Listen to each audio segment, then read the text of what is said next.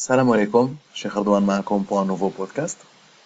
On attendait tous avec impatience le début de la CAN 2015 et c'est chose faite avec ce premier match contre l'Afrique du Sud où l'Algérie s'est imposée par un joli score.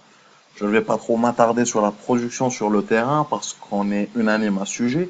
L'équipe était à côté de son match, mais le score est rassurant parce que voilà, de grandes équipes se ratent de temps à autre, ont du mal à entrer dans leur match ou dans leur compétition, mais leur grandeur se conjugue par le score justement, qui est favorable malgré un jeu décevant. Gourcuff avait reçu des critiques d'un peu partout à cause de sa préparation de la compétition jugée légère. Je pense qu'il a cloué le bec à tout le monde, dans le sens où Vaïd, avec un mois de préparation stricte et un temps d'adaptation conséquent en Afrique du Sud en 2013, c'était totalement raté. Pareil pour Sadan et ses préparations à l'étranger. Gourcuff a fait beaucoup mieux vu qu'apparemment ça fait 25 ans, 8 éditions de Coupe d'Afrique exactement, que l'Algérie n'avait pas gagné son premier match dans cette compétition. Et cette victoire va être très bénéfique dans le sens où notre prochain adversaire, le Ghana en l'occurrence, a perdu son premier duel face au Sénégal et qu'il sera très revanchard et jouera l'attaque pour décrocher une victoire face à l'Algérie, pardon, ce qui laissera beaucoup d'espace pour la projection en avant de nos joueurs, une occasion dont j'espère qu'ils se saisiront efficacement. J'espère aussi voir la passivité en défense corrigée.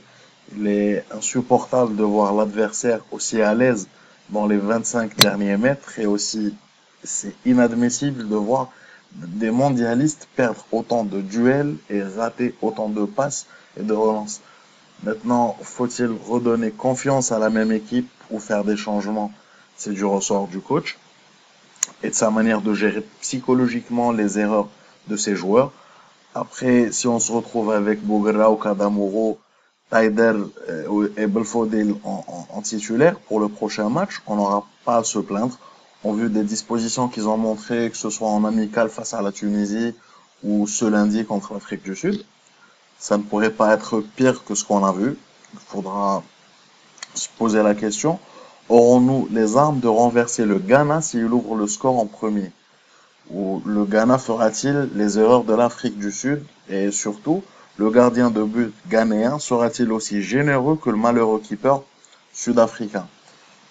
Pour ma part, ma seule conviction pour cette CAN et pour les pelouses de cette compétition reste la nécessité d'utiliser Abdelmomen Djabou. Notre Moumouche national a des arguments à faire valoir quand il y a une baisse de régime en attaque. Lui qui reste compétitif dans un championnat et des stades africains en club, pendant que la plupart de nos joueurs s'habituent aux pelouses européennes. Donc voilà, je me dis qu'on devrait faire l'impasse sur la qualité du match contre l'Afrique du Sud, gardant en tête notre score et notre position dans le classement, en attendant de voir la grosse affiche du groupe ce vendredi à 17h. D'ici là, retrouvez-moi si vous le voulez sur la page Cheikh Ardouane Foot sur Facebook, en attendant de se retrouver pour un nouveau podcast. شكرا على الاستماع ملاقاة الخير إن شاء الله. Au revoir.